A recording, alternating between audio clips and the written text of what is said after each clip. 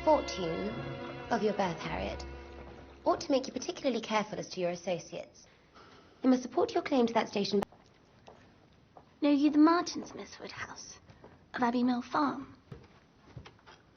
They were ever so kind to me this summer. When I went away, Mrs. Martin was so very kind as to send Mrs. Goddard a beautiful goose. The finest goose Mrs. Goddard had ever seen, she said. The Martins are of precisely... Mr. Robert Martin went 3 miles one day to bring me walnuts. We promised we should be seeing one another every day.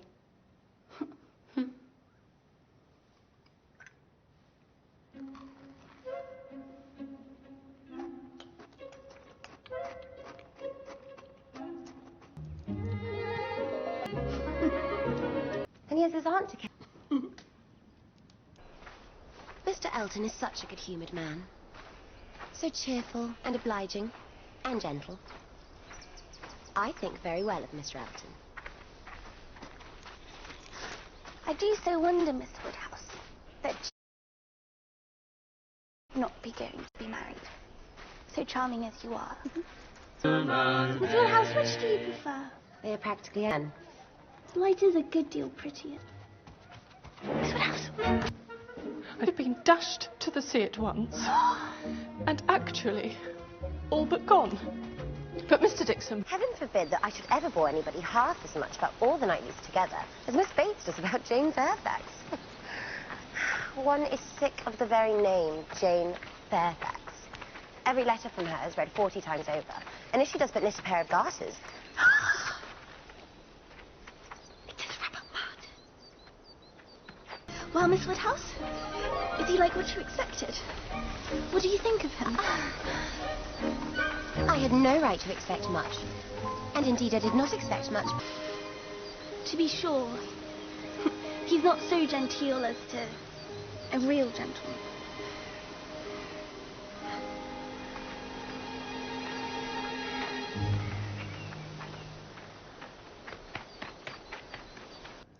I do hope Mr. Woodhouse is not ill.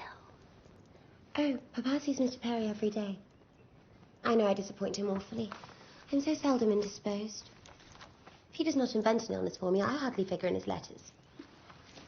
Truly, you are the very picture of good health, Miss Woodhouse. Mrs. Martin thinks you the most handsome woman in all of Highbury. Did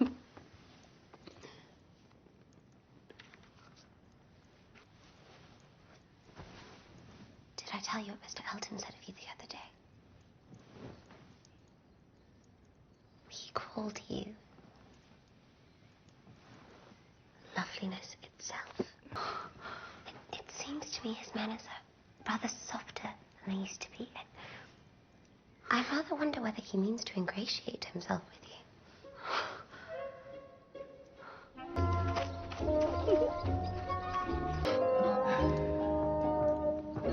Did you ever have your likeness taken, Harriet? Oh, no.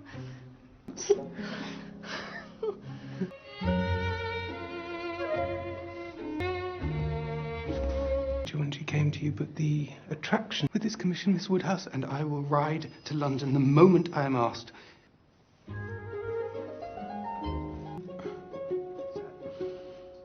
Robert Martin has offered me his hand. Is it a good letter? Or too short? It is a very good letter. So good, I think one of his sisters must have helped him. Well, what shall I say? Dear Miss Woodhouse, do advise me.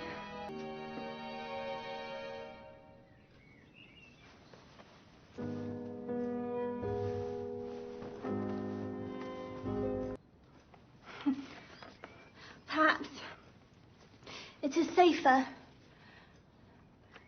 Do you think I had better say no?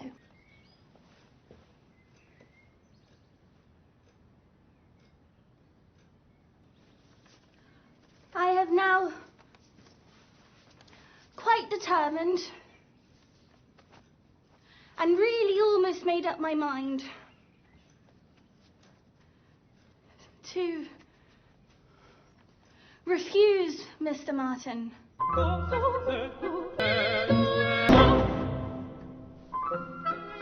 It's so beautiful.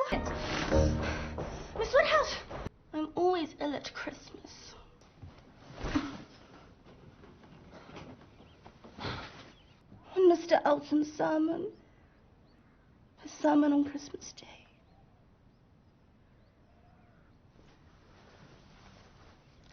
I transcribe them every Sunday.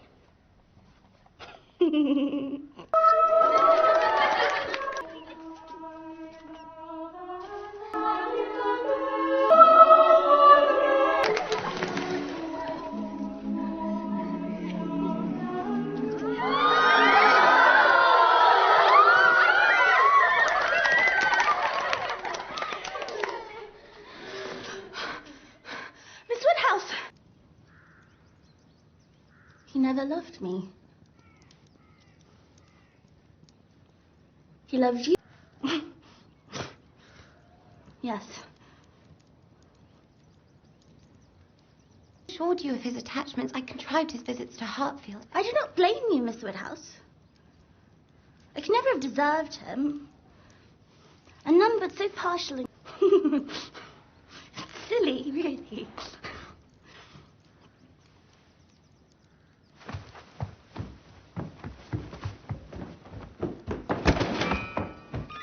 Harriet, I cannot see it without thinking of him. burn the frame if you like. Then I will take it. He cannot stay away forever. The curate cannot give the sermon forever. No one preaches as Mr. Elton does. Hear this extract, Mr. House. Hear this. Enough about Mr. Elton.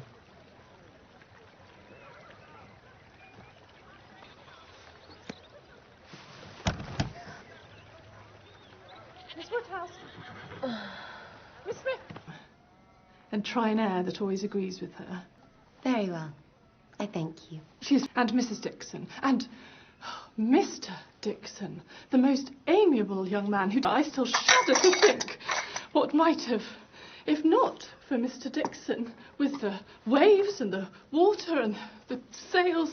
Oh, such a charming man. Oh, dear. She plans to stay 3 months. We must have you all to Hartfield.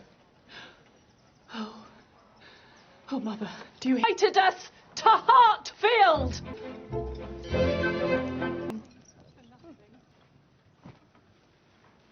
Nobody in the world plays like you.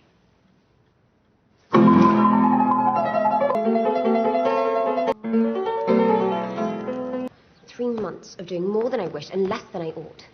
That indifferent, imperturbable statue.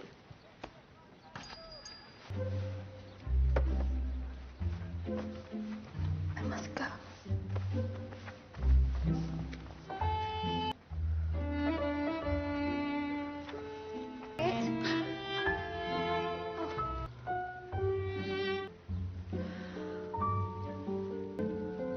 Mr. Martin.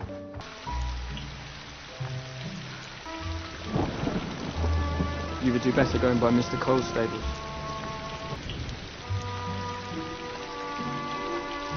You behaved extremely well. And it is over.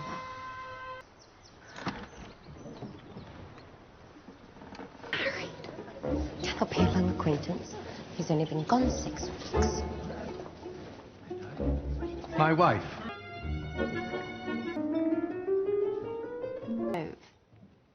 Very like. Is it not astonishingly like, dear husband? Very like. Of course, as so particular, I had a great curiosity to... The Churchills.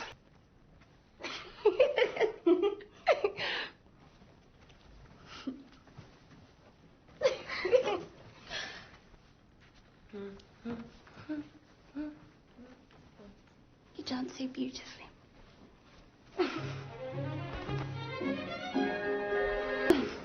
This is meeting quite in fairyland. Where should we sit? Oh, now, anywhere where Jane is not in... You must submit to stand second. Gentlemen.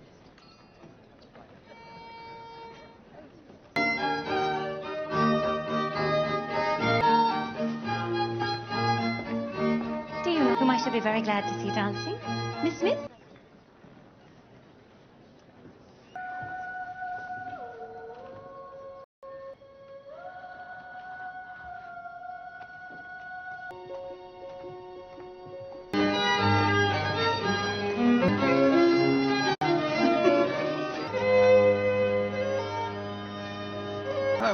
When she attempted to escape, she fell. She had a cramp. And What might have become of me, Miss Woodhouse, if not for the scissors? Miss Woodhouse. I believe I am in love. Goddard should be assured of her safety. Oh, Miss Woodhouse, say nothing more. The very recollection of it, and all that I felt, is coming to me. I am determined against any interference. The last thing I would stand the brunt of just now. Play this game, but also how to end it.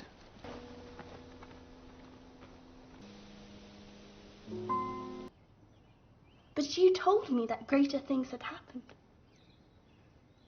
That there had been matches of greater disparity. Those were your very words, Miss Woodhouse. Harriet, let us understand each other now, without possibility of further mistake. Are you speaking of Mr. Knightley? Of course. But I thought you knew. But the service Mr. Churchill rendered you in protecting you from the gypsies. Oh, no. It's not the gypsies. No. I was thinking of a much more precious circumstance. Of Mr. Knightley's coming and asking me to dance. He has shown me sweetness and kindness. And at Donwell he took great pains. We were interrupted, but before we were, he seemed almost to be asking me if my affections were engaged.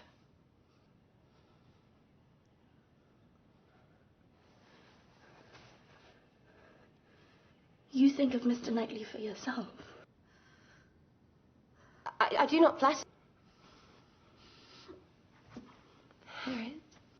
I should have considered it too great a presumption even to think of him but for you. Harriet, I know that he is the last man who would intentionally give any woman the idea of his feeling more for her than he does, so... I refuse Mr. Martin because of you. Because Mr. Robert Martin has offered me his hand. I have had a letter from my father. Now that I have come of age, he has revealed himself. He is a tradesman in Bristol. He makes galoshes. He comes to Highbury next week on purpose to meet with me.